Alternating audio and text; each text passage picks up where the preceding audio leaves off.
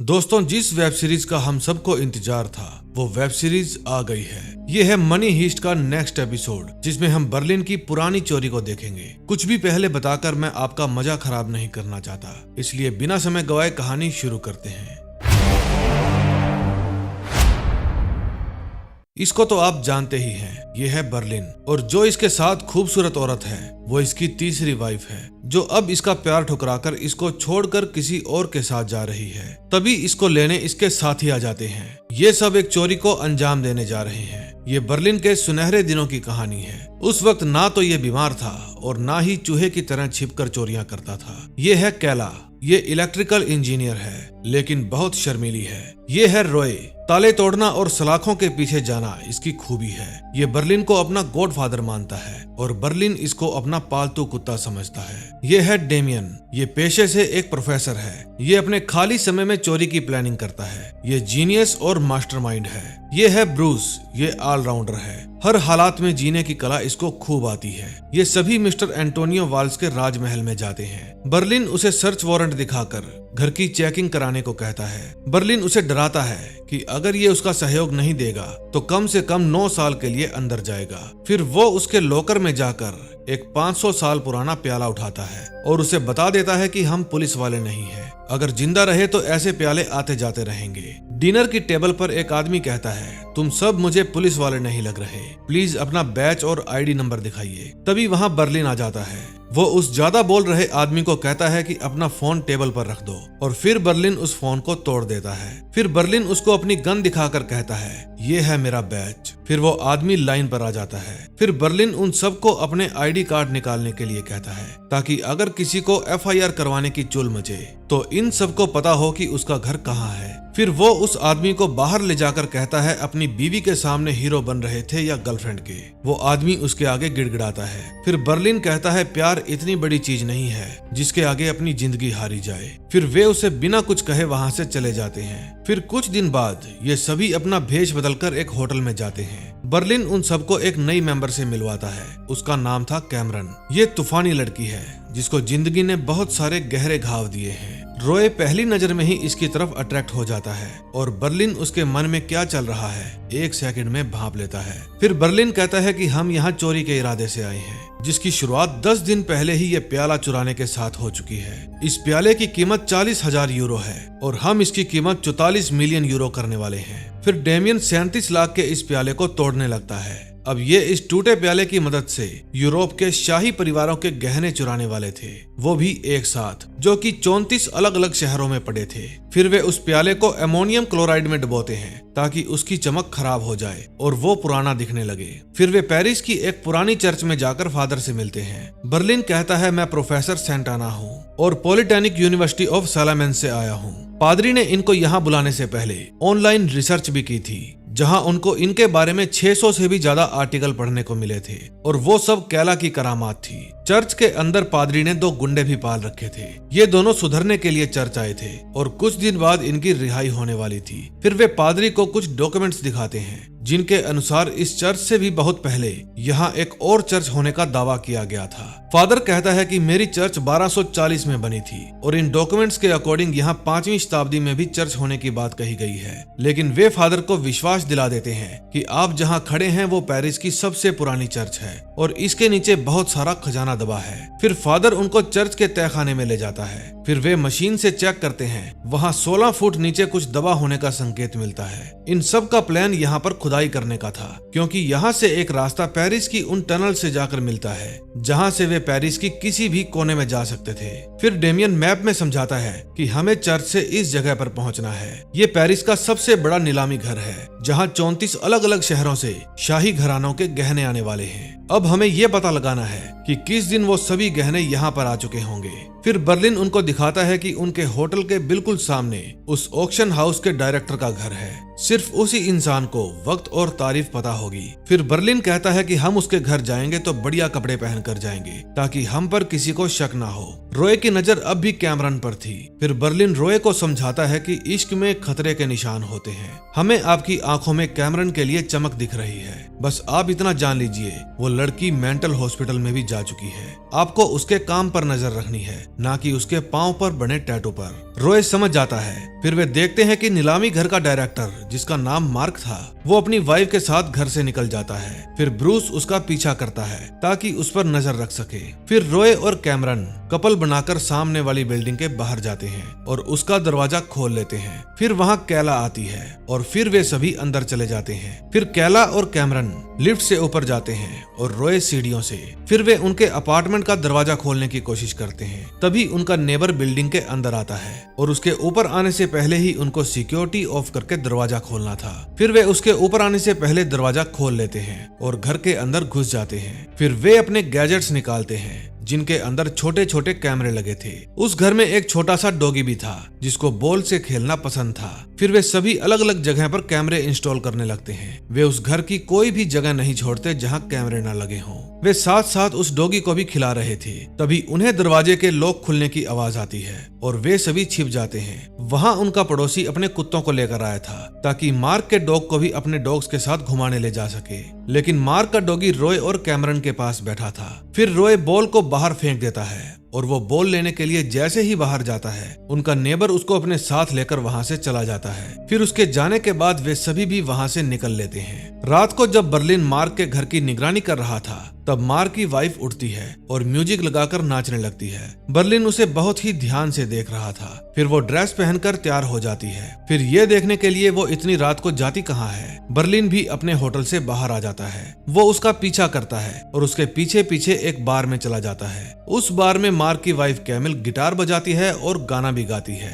Berlin उसको गाना गाते हुए इस तरह देख रहा था जैसे उसको उससे पहली नजर में ही सच्चा प्यार हो गया हो। फिर वहां से निकलने के बाद वो सुबह तक उसका पीछा करता है। उसे महसूस होता है कि यह पंछी मार्क के पिंजरे में कैद है और वहां से आजाद होना चाहता है। फिर रात भर घूमकर वो वापस मार्क के साथ बेड पर जाकर सो जाती है। अपनी पत्नी के छोड़ जाने के बाद पहली बार आज बर्लिन को भी अच्छा लग रहा था। अगले सीन में हम देखते हैं ब्रूस और कैला चर्च के नीचे तहखाने में खड्डा खोदकर उस एंटी कप को दबा देते हैं। ब्रूस कैला के ऊपर लाइन मारता है, लेकिन कैला उसे कहती है कि मैं ऐसी वैसी लड़की नहीं हूँ, आइंदा इस बात को ध्यान में रखना। फिर थोड़ी देर बाद वहाँ बर्लिन आ जाता है। डैमियन पूछता है तुम रात भर कहाँ थे।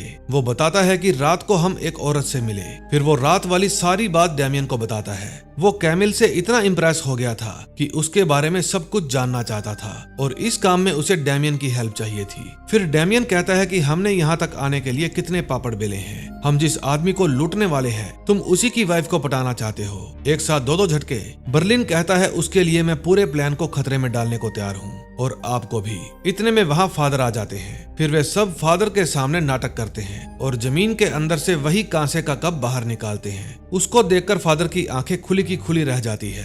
बर्लिन कहता है हमें खुदाई के लिए 3 हफ्ते का समय चाहिए और फादर को ये बात मंजूर थी। फिर अगले दिन बर्लिन रॉय को लेकर उसी बार के बाहर कैमिल का इंतजार करता है। फिर बर्लिन रॉय को कहता है कि जब हम अंदर जाएं तो 2 मिनट बाद आप मेरे एक पुराने दोस्त बनकर अंदर आ जाना और इस तरह मिलना जैसे हम बहुत समय बाद मिल रहे हों। फिर जब कैमिल आ जाती है तो बर्लिन एक बुक लेकर वहां अंदर चला जाता है। वो कैमिल के साथ वाली चेयर पर जाकर बैठ जाता है। फिर वो कैमिल को कहता है कि मैंने कल रात आपको देखा था, आप इसी बार में गाना गा रहे थे। मैं आपसे बहुत इम्प्रेस हो गया। आपको देखकर मैं अंदाजा लगा रहा था कि आपकी प्लेलिस्ट में कौन कौन से सॉन्ग होंगे। फिर कैमिल कहती है तो बताइए, देखते हैं सही बताते हो या नहीं। बर्लिन कहता है हम आपको एक नहीं 2 गाने बताएंगे। एक तो है सिद्धू मूसेवाले का जे तू अड़िया करेंगी मैं लेजू खिंच के, और दूसरा है मित्रा दी छतरी तो उड़ गई। कैमिल कहती है क्या बात है, दोनों ही सही बताए हैं। इतने में रॉय ओवर एक्टिंग करता हुआ वहां आ जाता है और आते ही बर्लिन को 3-4 पारियां कर देता है। फिर बर्लिन कहता है तो ठीक है, हम अब यहाँ से चलते हैं, शायद फिर कभी आपका गाना सुनने का मौका मिले।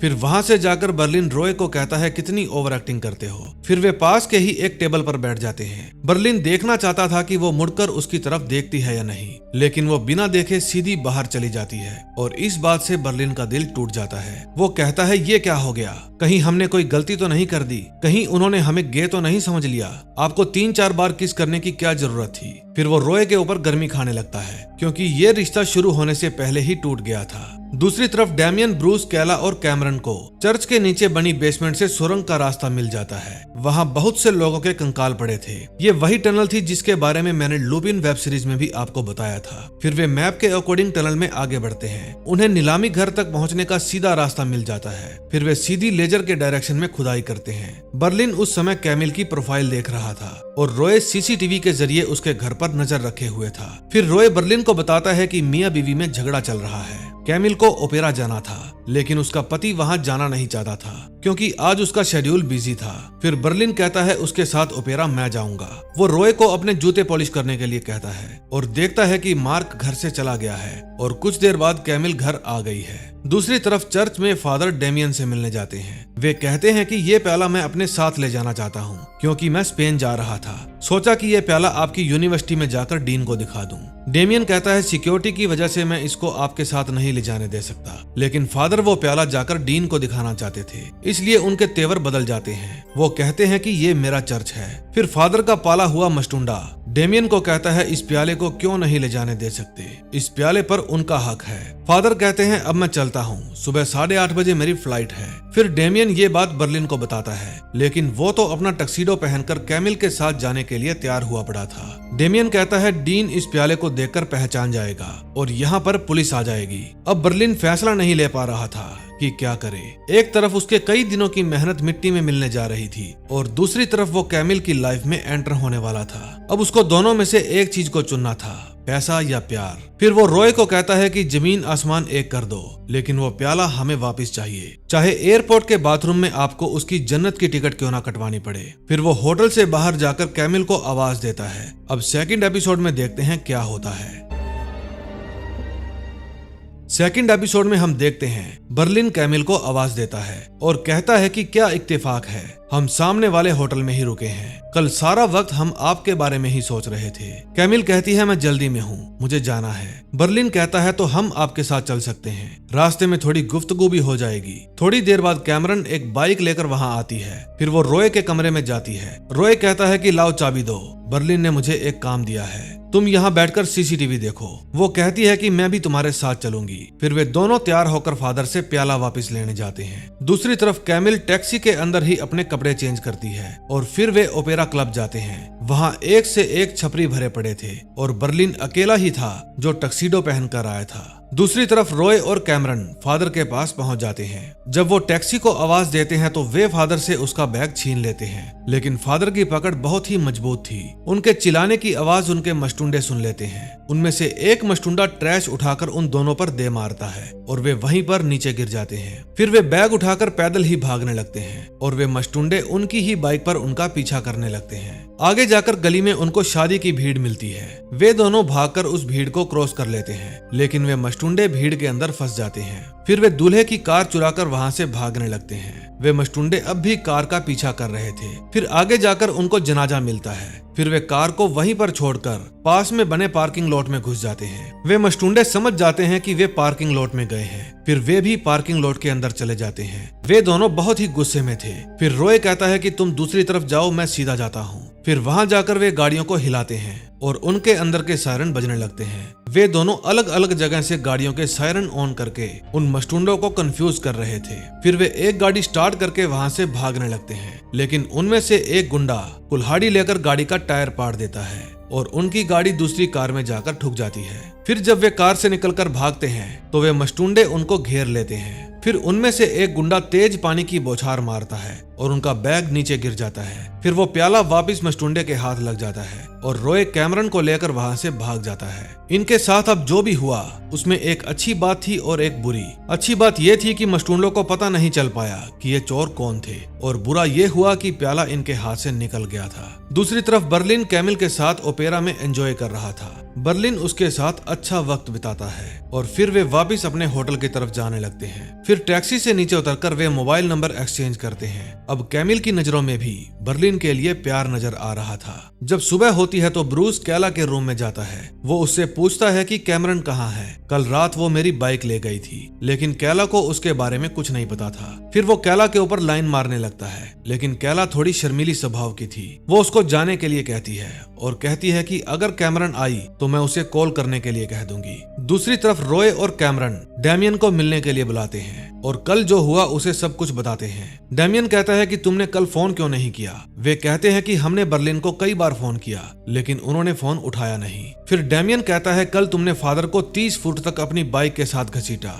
एक शादी बर्बाद कर दी और 26 कारों को नुकसान पहुंचाया। कैमरन कहती है उन दोनों जानवरों के होते हुए प्याला चुराना आसान नहीं था। फिर डैमियन उनको वो प्याला दिखाता है और कहता है कि कल की घटना के बाद फादर डर गए और वे खुद ही हमें प्याला दे गए। उन्होंने कहा कि कुछ लोगों ने मेरे ऊपर हमला करने की कोशिश की, ये प्याला आपके पास ही सेफ है। अब अच्छी खबर ये है कि कल उनकी कमर टूट गई और वो 1 हफ्ते के लिए चर्च नहीं आ पाएंगे। हमें अपना काम करने के लिए 1 हफ्ता और मिल गया। फिर वो रॉय को बर्लिन के पास भेज देता है। जब बर्लिन सो रहा था तो उसके पास कैमिल का फोन आता है। वो उसे बालकोनी में बुलाती है। वो कहती है कि मैं पिछले 8 सालों से शादीशुदा हूँ, लेकिन कल जो एहसास आपके साथ हुआ वो पहले कभी नहीं हुआ। आप पेरिस में कब तक हैं? बर्लिन कहता है मैं सिर्फ 1 दिन हूँ। फिर वो अंदर चली जाती है। उस दिन बर्लिन खुश था क्योंकि उसकी गाड़ी पटरी पर आ रही थी। जब रॉय बर्लिन के पास आता है तो बर्लिन उसको एक जाम पिलाता है। वो कहता है कि नंबर देने के 3 घंटे बाद ही उसने मेरे पास फोन किया। इतने में उनका दरवाजा नॉक होता है और बाहर से कैमिल की आवाज आती है। अब बर्लिन और रॉय के तोते उड़ जाते हैं क्योंकि कमरे के अंदर उनका सेटअप लगा हुआ था, जिसमें वे कैमिल के घर पर नजर रखे हुए थे। इस सेटअप को 1 मिनट के अंदर समेटना बहुत ही मुश्किल था। फिर बर्लिन रूम से बाहर जाता है। वो कहता है कि आपका अंदर ना आना ही ठीक होगा क्योंकि आप शादीशुदा हैं। अगर आप अंदर आईं तो हम आपको सर्दियां खत्म होने से पहले बाहर नहीं निकलने देंगे। हमें बेईमान रिश्ता पसंद नहीं है। मेरा मतलब हम किसी के घर टूटने की वजह नहीं बनना चाहते। कैमिल कहती है मैं तुम्हारा फैसला समझ गई हूँ, मुझे तुम्हारी सच्चाई अच्छी लगी, इसमें तुम्हारा ज़मीर झलकता है। फिर वो अलविदा कहकर वहाँ से चली जाती है। फिर बर्लिन को महसूस होता है कि रूम के अंदर ना आने देने के चक्कर में बहुत गलत हो गया। फिर वो दोबारा रूम से बाहर जाता है और कैमिल को आवाज देता है और उसके बाद वो अपना मुंह मीठा करता है। जब बर्लिन कैमिल के साथ इश्क लड़ा रहा था तो उसकी बागी टीम सुरंग की खुदाई कर रही थी। ऐसा लग रहा था बर्लिन अपने मिशन से भटक रहा है। लड़की का चक्कर है बाबू भैया। अब बर्लिन कैमिल के दोस्तों के साथ भी पार्टियां करने लगा था। कुछ दिन तक ये सब कुछ ऐसे ही चलता रहा। तभी कैली अपने रूम में कैमरन को बताती है कि मुझे शायद ब्रूस अच्छा लगने लगा है। मुझे इस तरह के बदतमीज लोग बिल्कुल भी पसंद नहीं है, लेकिन पता नहीं क्यों ये मेरे दिमाग से जाता ही नहीं है। मुझे उसके पसीने की खुशबू अच्छी लगती है। मैंने तो उसका टॉवल भी छुपा रखा है जिससे उसने अपना पसीना पोंछा था, लेकिन वो 24 का है और मैं 36 की। क्या करूं? फिर कैमरन कहती है जो तुम्हारा दिल कहे वो करो, दिल होना चाहिए जवान उम्र च की रखिया। फिर वे म्यूजिक ऑन करके मस्ती करने लगते हैं। म्यूजिक की आवाज सुनकर वहां ब्रूस आ जाता है। फिर वो भी उनकी पार्टी में शामिल हो जाता है। कैला की धड़कनें तेज हो जाती है। अब उनके पास दारू खत्म हो जाती है। फिर ब्रूस रॉय को भी फोन करके अपने पास बुला लेता है। वे चारों वहां खूब एंजॉय करते हैं। अब बर्लिन की तरह ये चारों भी अपनी जोड़ियां बना लेते हैं। अब उनका खुदाई का काम भी पूरा हो गया था क्योंकि उनको टनल वहां तक खोदनी थी जहां तक ईंट की दीवार ना निकल आए, और उस ईंट की दीवार के पीछे था नीलामी घर। अब उनको वो दीवार तोड़कर नीलामी घर के अंदर घुसना था ताकि किसी को शक भी ना हो। अब उनको एयर चैम्बर और सर्विस एरिया से होते हुए तिजोरी तक पहुंचना था। फिर उन्हें वहां पर कंक्रीट ब्लॉक से बनी हुई दीवार तोड़नी थी जो तिजोरी से बने पहले कमरे की थी। उस रूम में 2 सीसीटीवी कैमरे लगे हैं जिसकी फुटेज वहां मौजूद गार्ड्स के कंप्यूटर स्क्रीन पर दिखाई देती है। एक गार्ड हॉल में बैठा होगा और दूसरा बेसमेंट में ठीक तिजोरी के सामने बैठा होगा। हमें उन दोनों ही गार्ड्स को कंप्यूटर से दूर करना होगा, कम से कम 3 मिनट के लिए, ताकि सीसीटीवी हैक कर सकें। वे गार्ड हर रोज 8 बजे डिनर में आमतौर पर पिज्जा ही मंगवाते हैं, लेकिन अब की बार जब वो फोन करेंगे तो फोन कैला उठाएगी। उसके बाद हम अपने धूल से भरे हुए कपड़े उतारकर बिल्कुल साफ सुथरे कपड़े पहन लेंगे ताकि तिजोरी में मिट्टी का एक भी कण या आपका एक भी बाल ना मिले, वरना पूरा प्लान चौपट हो जाएगा। ब्रूस उन गार्ड्स के लिए पिज्जा डिलीवरी लेकर जाएगा और उन गार्ड्स को ज्यादा से ज्यादा गुस्सा दिलवाने की कोशिश करेगा क्योंकि पिज्जा ठंडा होगा। ये वो सारी चीजें करेगा जिससे भूखे आदमी को गुस्सा आ जाए, क्योंकि जब डिलीवरी बॉय किसी से अकड़कर बात करता है तो इससे ईगो हर्ट हो जाती है। फिर वो अपने साथी को बुलाएगा जैसे ही उसका साथी अपनी जगह से हिलेगा, हमारा खेल शुरू हो जाएगा। हमारे पास अपना प्लान पूरा करने के लिए पूरे 3 मिनट होंगे। फिर हमारा रोबोट कंक्रीट के एक ब्लॉक को बाहर निकालेगा और फिर हम पहुंच जाएंगे एंटी चैम्बर के अंदर। ब्रूस उन गार्ड्स को उलझा कर रखेगा। फिर कैला सीसीटीवी हैक कर लेगी। ब्रूस बदतमीजी पे बदतमीजी करता रहेगा जब तक कि कोई गार्ड उस पर हाथ ना उठा दे। फिर ब्रूस नीचे गिरकर बेहोश होने का नाटक करेगा। वो पुलिस या एम्बुलेंस बिल्कुल नहीं बुलाएंगे क्योंकि वे ये नहीं बता सकते कि उन्होंने डिलीवरी बॉय को इसलिए पीट दिया कि खाना ठंडा था। उसको दौरे आ रहे हैं क्योंकि हमने उसके सिर पर वार कर दिया। वे अपनी पूरी कोशिश करेंगे ब्रूस को होश में लाने की। तब तक कैला अपना जादू दिखा देगी। फिर पूरे 3 मिनट बाद ब्रूस को होश आ जाएगा। तब तक उनके सीसीटीवी हैक हो चुके होंगे और उसके तुरंत बाद हमें वहां से निकलना होगा। फिर हमारा रोबोटिक बुलडोजर कंक्रीट के उस हिस्से को वापस उठाकर उसकी जगह पर रख देगा। अगर सब कुछ ठीक रहा तो उनके सीसीटीवी पूरी तरह से हमारे कंट्रोल में आ जाएंगे और उसके बाद हम शुरू करेंगे इस खेल का दूसरा पड़ाव, और वो ये है कि 10 इंच मोटी स्टील की दीवारों वाली तिजोरी को हम कैसे खोलेंगे और उसके बाद हम पकड़े भी ना जाएं। हमारी चोरी को देखकर दुनिया का सबसे बड़ा जादूगर भी कहेगा वाह। 3rd एपिसोड में हम देखते हैं जब बर्लिन अपना प्लान समझा रहा था तो ब्रूस बोर होकर खड़ा हो जाता है और बर्लिन के फ्रिज में झांकने लगता है। उसे शैंपेन पीना पसंद था, इसलिए बर्लिन उसे कहता है कि देरी किस बात की, बोतल खोलिए और पी जाइए।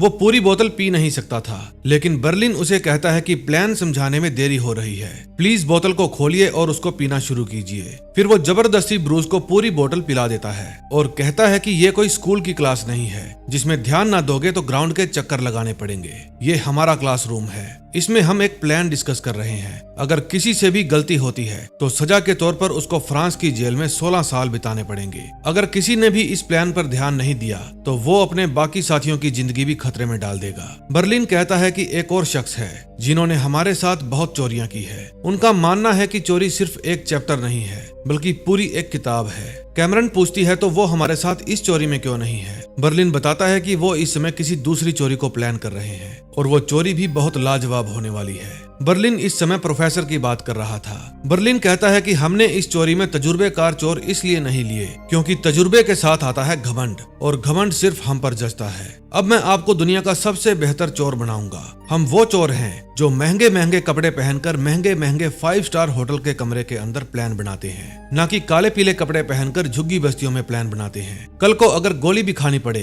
तो 5 खूबसूरत लाशें गिरेंगी आप लोगों की। फिर पूछने पर कैला बताती है कि मैं उनके खाली कमरे की सीसीटीवी रिकॉर्डिंग को लूप पर चला दूंगी। कैमरन और रॉय फिर से अपने कपड़े बदलकर अंदर जाएंगे। फिर हम तिजोरी के पीछे वाले चैम्बर को काटेंगे जिसने सभी दीवारों को आपस में जोड़कर रखा है। ये 7 टन की स्टील की दीवार होगी जिसको काटने में हम यूज करेंगे ऐसे धागे जो हीरे जैसी सफाई से काटता है। वो 130 फीट पर सेकंड की रफ्तार से चीजों को काट सकता है। ये हमारा दुनिया का सबसे बेहतरीन कटर होगा। फिर हम एक क्रेन के जरिए दीवार को ऊपर उठाएंगे जैसे गैराज का दरवाजा उठाया जाता है। फिर हम जाएंगे उस खूबसूरत तिजोरी के अंदर। जब वे तिजोरी के अंदर पहुंच जाते हैं तो ये बात जानकर बर्लिन बहुत खुश होता है। वो कहता है कि जैसे ही यहाँ पर आखिरी गहना रखा जाएगा हम सब फिर से लौटेंगे, तब तक हम पेरिस के मजे लूटेंगे। फिर बर्लिन कैमिल के साथ एक रेस्टोरेंट में जाता है। कैमिल उसे अपने साथ बाथरूम में चलने के लिए कहती है और जैसे ही वो जाने लगती है वो देखती है कि वहाँ उसका हस्बैंड भी मौजूद था। फिर वो डर जाती है और वापिस आकर बर्लिन को बताती है।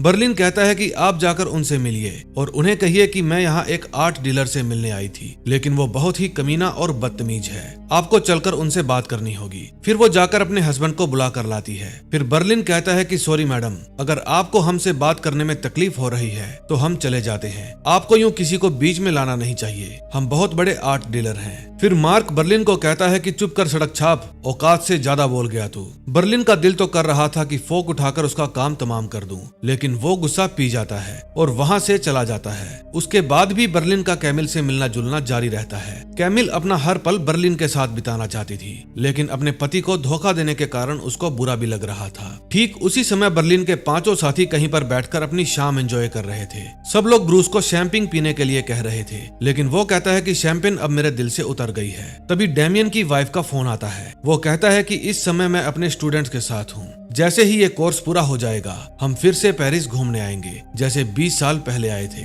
लेकिन उसकी वाइफ कहती है कि अब हमारा अलग हो जाना ही बेहतर है, क्योंकि तुम्हारे इंटरनेशनल कोर्सेज और तुम्हारी क्लासेस खत्म ही नहीं होती। अब डेमियन की वाइफ अपनी बाकी की जिंदगी उसके साथ नहीं बिताना चाहती थी और ये बात सुनकर डेमियन टूट जाता है। उसकी वाइफ उसे अब से फोन ना करने के लिए कहती है। फिर जब वो वापस टेबल पर जाता है तो सब लोग उसे बार में चलने के लिए कहते हैं, लेकिन डेमियन मना कर देता है। कैमरन समझ जाती है कि जरूर कोई बात हुई है, इसलिए वो भी डेमियन के साथ यहीं पर रुकने का फैसला करती है। फिर बार में जाते समय ब्रूस कहता है, मैंने जिससे बाइक ली थी वो दिन भर मुझे कॉल करते हैं, कम से कम ये तो बता दो कि मेरी बाइक कहाँ है। उन्होंने मुझे धमकी दी है कि अगर मैंने बाइक वापस नहीं की तो वो मेरा पासपोर्ट पुलिस को दे देंगे। मेरा पासपोर्ट चाहे नकली था लेकिन उस पर लगी फोटो असली है। कैला कहती है कि फेस रिकॉग्निशन के जरिए वो पता लगा लेंगे कि ये कौन है। फिर रॉय बताता है कि वो बाइक पादरी के गुंडों के पास है। तभी रात को कैमरन डेमियन से पूछती है, क्या आपका अपनी वाइफ के साथ झगड़ा हुआ है? वो कहता है कि उसने मुझे छोड़ दिया। फिर कैमरन कहती है, हो सकता है उनको नया प्यार मिल गया हो, इसलिए शायद उन्होंने आपको छोड़ दिया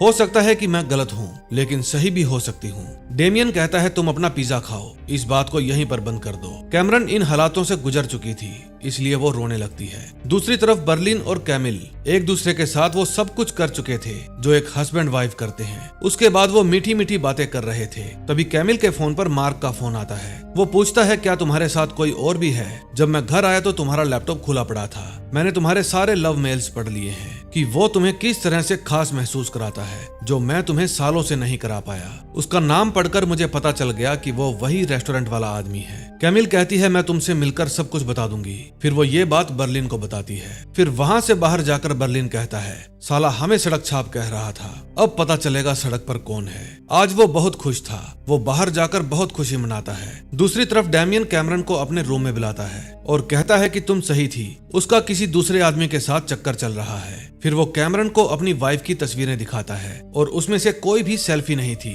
हर तस्वीर में कोई ना कोई उसके साथ था जिसने वो तस्वीरें खींची थी। डेमियन जीनियस तो था ही, इसलिए वो हर चीज पर बारीकी से गौर करता है और बताता है कि एक जैकल 70 नाम का यूजर है जिसने मेरी वाइफ की हर पोस्ट को लाइक किया है और हर पोस्ट पे कमेंट भी करता है। फिर जब उसने कॉल डिटेल्स निकलवाई तो पिछले 10 महीनों से हर रोज उसकी वाइफ एक नंबर पर घंटों बातें करती है और वो भी जब डेमियन घर पर नहीं होता। फिर कैमरन डेमियन को कहती है, होश में आइए, सारे गहने आ चुके हैं, कल उन पर लेबल्स लगाए जाएंगे और परसों प्रेस कॉन्फ्रेंस होगी। इसका मतलब हमें चोरी आज ही करनी होगी। फिर रॉय बर्लिन के पास फोन करके उसे सारी बात बताता है। बर्लिन कहता है कि हमें अभी फोन रखना होगा, आप बंदोबस्त कीजिए, हम पहुंच जाएंगे। फिर जब वो वापस कैमिल के पास जाता है तो कैमिल उसे बताती है कि मैंने मार्क को सब कुछ बता दिया है। बर्लिन पूछता है, फिर उन्होंने क्या कहा? कैमिल बताती है कि मार्क ने कहा है, मैं तुम दोनों को मिलने जुलने से नहीं रोकूंगा, वो तुमसे मिलना चाहते हैं। तभी उसके फोन पर डेमियन का फोन आता है, लेकिन वो फोन कट कर देता है। फिर कैमिल कहती है कि मुझे माफ करना, अगर मेरी तरफ से तकलीफ पहुंची हो तो मैं मार्क को छोड़कर नहीं जा सकती। फिर बर्लिन कहता है, आपने हमें गुमराह किया है। कैमिल बताती है कि मार्क पिछले 3 हफ्ते से ये सोच रहा है कि हमारा एक बच्चा होना चाहिए और मैं सालों से उसे ये बात कह रही हूँ, पर उसके पास कभी वक्त ही नहीं था और अब जब उसे ये वक्त मिला है तो मैं तुम्हारे प्यार में पागल हूँ। फिर बर्लिन कहता है, इस पूरे वाक्य से हम हिल गए हैं, इसलिए हमें खुद से बातें करने के लिए थोड़ा वक्त चाहिए। मैं दूसरा रूम बुक करवा रहा हूँ, कल सुबह मिलते हैं। फिर बर्लिन वहाँ से निकलकर सीधा चर्च जाता है। वो रॉय को कहता है कि हम कुछ ही देर में वहाँ पहुँचने वाले हैं। रॉय पूछता है, आप ठीक तो है ना सर? बर्लिन कहता है, हम उसके दूसरे खिलौने बनकर रह गए। वो प्यार तो हमसे करती है लेकिन जिंदगी अपने पति के साथ ही जीना चाहती है। हम सिर्फ उसके जिस्म की प्यास बुझाने वाले यार बनकर रह गए, या इससे भी बुरा कोई लफ्ज हो तो वो बन गए। उस सड़क छाप इंसान ने हमें अपनी पत्नी से प्यार करने का लाइसेंस दे दिया है और थूकता हूँ मैं ऐसे लोगों के मुंह पर। उसे जैसे ही हमारे प्यार के बारे में पता चला उसने अपना हुक्म का पत्ता खोल दिया। उसे अचानक से बाप बनने की इच्छा होने लगी। फिर वो रॉय को एसीटोन और प्योर ब्लीच का इंतजाम करने के लिए कहता है, क्लोरोफॉर्म बनाने के लिए, क्योंकि मार्क को नहीं पता था उसने किसके साथ पंगा लिया है। मैं वो अजगर हूँ जो उसको जिंदा निगल जाएगा। रॉय ने बर्लिन को इतना गुस्से में पहली बार देखा था, इसलिए उसे डर लगने लगा था। 4th एपिसोड में हम देखते हैं बर्लिन सीधा चर्च जाता है और वहां अपनी गाड़ी पार्क करके चर्च के अंदर चला जाता है। डेमियन, ब्रूस, कैला और रॉय सीसीटीवी में देख रहे थे कि वहां आखिरी गहना भी आ चुका था, जिसको मार्क बड़े ही ध्यान से तिजोरी में रख रहा था। फिर बर्लिन वहां आकर उनसे पूछता है, क्या सभी गहने आ गए हैं? कैला कहती है कि सभी गहने आ गए हैं और अब ये तिजोरी 15 घंटे बाद खुलेगी।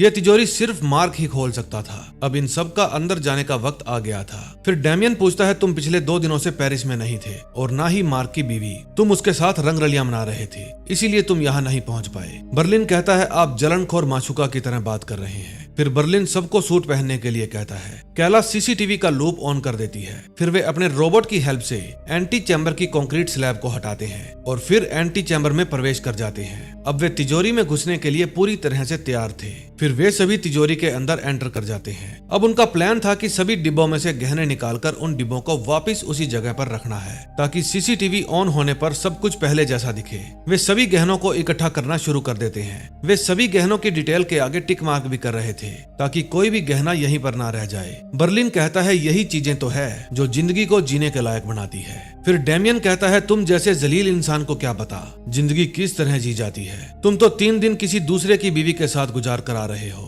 और तुम्हारी खुद की बीवी किसी और के साथ चली गई। ये बात सुनकर सब लोग चिंता में हो जाते हैं कि कहीं मिशन खराब ना हो जाए। बर्लिन कहता है, हम उनसे बेइंतहा मोहब्बत करते हैं। फिर डेमियन कहता है, किसी की जिंदगी खराब करना मोहब्बत नहीं होती। फिर बर्लिन कहता है, आपकी बीवी आपके साथ सिर्फ इसीलिए टिकी है क्योंकि हम आपके दोस्त हैं। ये बात सुनकर डेमियन बर्लिन को मारने की कोशिश करता है और इस दौरान एक ज्वेलरी बॉक्स नीचे गिर जाता है। बॉक्स गिरने की आवाज मार्क सुन लेता है। वो गार्ड से पूछता है, क्या तुमने भी वो आवाज सुनी? फिर गार्ड कहता है, वो स्टील के फैलने की आवाज है। अक्सर ऐसी आवाजें आती रहती हैं। फिर कैला बताती है कि उन्होंने ये आवाज सुन ली है। मार्क तिजोरी के गेट को कान लगाकर सुनता है और कहता है कि जल्दी से दरवाजा खोलो। गार्ड कहता है कि अब तिजोरी का दरवाजा 15 मिनट बाद ही खुलेगा। फिर वो एंटी चैम्बर का दरवाजा खोलने के लिए कहता है। कैला बताती है कि वे एंटी चैम्बर खोल रहे हैं। फिर वे तिजोरी की दीवार को नीचे करके कंक्रीट वाल वापस से फिट कर देते हैं और चैम्बर के सीसीटीवी का लूप ऑफ कर देते हैं। जब गार्ड एंटी चैम्बर में जाकर देखता है तो वहां उसे सब कुछ ठीक ठाक मिलता है।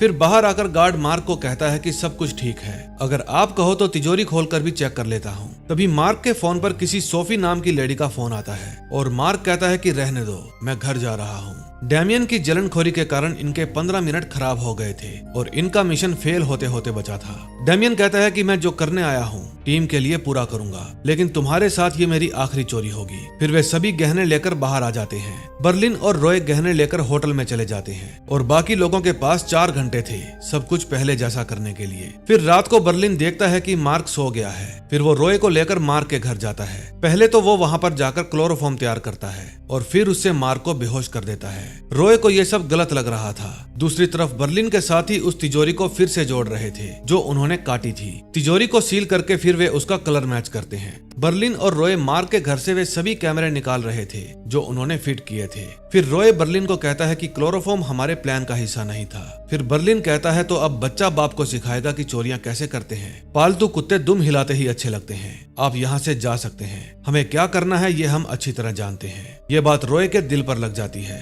उसके जाने के बाद बर्लिन मार्क के दूसरे घर की चाबी लेता है और उसका फोन भी उठा लेता है। फिर वो उसके कपड़े पहनकर उसके घर से बाहर निकलता है और जाते समय उसकी ही कार ले लेता है। वो कार के नेविगेशन में उसके दूसरे घर का एड्रेस डालता है। बदले की आग इंसान को अंधा बना देती है। फिर वो उसके दूसरे घर में जाकर ज्वेलरी पर लगा एक टैग बाथरूम में गिरा देता है और दूसरा टैग जलाकर उसके टुकड़े सावधानी से इधर उधर रख देता है। फिर वो टैग पर लगे धागे टॉयलेट सीट के अंदर भी डाल देता है और उसके बाहर भी बिखेर देता है। फिर वो एक हार पर से डायमंड निकालकर उसके सोफे के कुशन के बीच में रख देता है। दूसरी तरफ तिजोरी को बिल्कुल ठीक ठाक करके वहाँ पर वैक्यूम के जरिए जितनी भी मिट्टी आई थी सभी को साफ की जा रही थी। फिर कैली गार्ड के पास फोन करती है और कहती है, मैं हेडक्वार्टर से बोल रही हूँ, बिल्डिंग के बाहर कुछ आपराधिक गतिविधियों को देखा गया है, आप पता लगाइए वहाँ क्या चल रहा है। फिर वो अपने साथी को ये बात बताता है और वे अपनी पूरी टीम को लेकर बिल्डिंग के बाहर चेक करने जाते हैं। बिल्डिंग के बाहर सब कुछ ठीक ठाक था। फिर वे उस बिल्डिंग की वायर्स में शॉर्ट सर्किट कर देते हैं और लाइट चली जाती है। वे देखते हैं कि मीटर में आग लगी है, इसलिए वे उसे बुझाते हैं। वे तिजोरी के दरवाजे का कंट्रोल भी उड़ा देते हैं। फिर वे एंटी चैम्बर में दोबारा जाते हैं और जो छेड़छाड़ की थी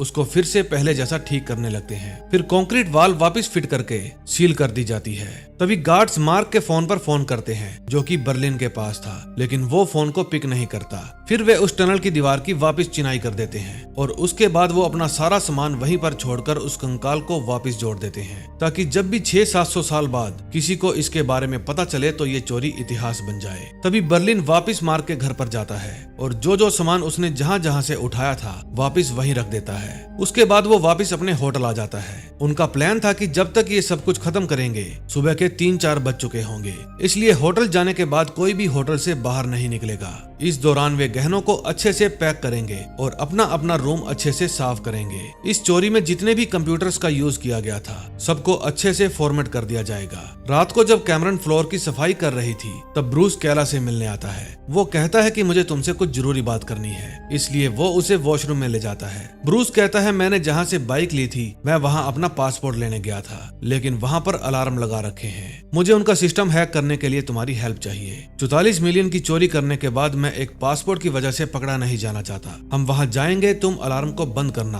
फिर हम कंप्यूटर हैक करके मेरा पासपोर्ट डिलीट कर देंगे और फिर हम वापस आ जाएंगे। वे दोनों ये बात किसी को बताना नहीं चाहते थे क्योंकि बर्लिन ने होटल से बाहर जाने के लिए मना किया था। फिर वो कैमरन को ये कहकर रूम से बाहर आ जाते हैं कि हम दूसरे रूम में जा रहे हैं और फिर ब्रूस अपने रूम में जाकर रॉय को कहता है मुझे केला से कुछ बात करनी है, क्या तुम दूसरे रूम में जा सकते हो। रॉय वहाँ से चला जाता है। उस दौरान डैमियन अपने रूम में सभी ज्वेलरी की पैकिंग कर रहा था और साथ ही अपनी वाइफ को याद करके रो रहा था। वो ज्वेलरी को टीन के डब्बों में बंद करके सील कर रहा था। फिर रॉय उसके पास आता है ताकि उसकी हेल्प करा सके, लेकिन वो रॉय को अंदर ही नहीं आने देता। उसने उस समय सैड सॉन्ग लगा रखे थे। फिर वो अपनी वाइफ को याद करके फूट फूट कर रोने लगता है। कैमरन भी उस समय खुद को अकेला महसूस कर रही थी, इसलिए वो अपने एक्स बॉयफ्रेंड जिमी को कॉल करती है, लेकिन फोन स्विच ऑफ था, इसलिए कॉल वॉइसमेल में चली जाती है। तभी वहाँ रॉय आ जाता है। वो कहता है कि मेरे पास यहाँ आने के अलावा कोई चारा नहीं था। फिर कैमरन उसके पास जाकर बैठ जाती है और उससे बातें करने लगती है। वो पूछती है तुम हमेशा एक हाथ में दस्ताना क्यों पहन कर रखते हो,